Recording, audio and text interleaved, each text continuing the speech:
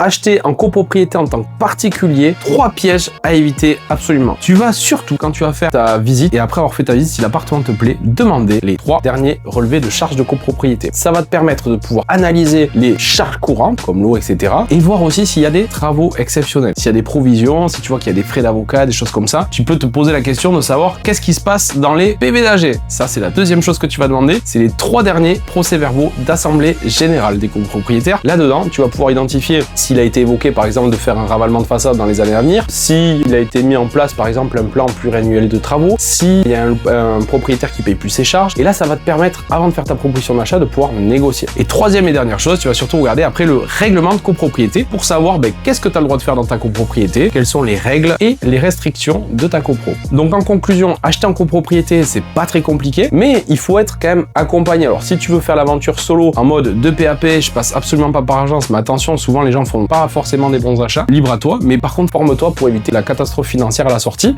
Donc on a des formations sur hellobien.fr, tu peux même avoir un petit code promo si tu commandes cette vidéo et que tu es éventuellement intéressé pour acheter une formation de ton choix, n'hésite pas à commenter, à venir nous parler en privé s'il faut, et on te fera bénéficier de moins 30% sur tous nos formats. A plus.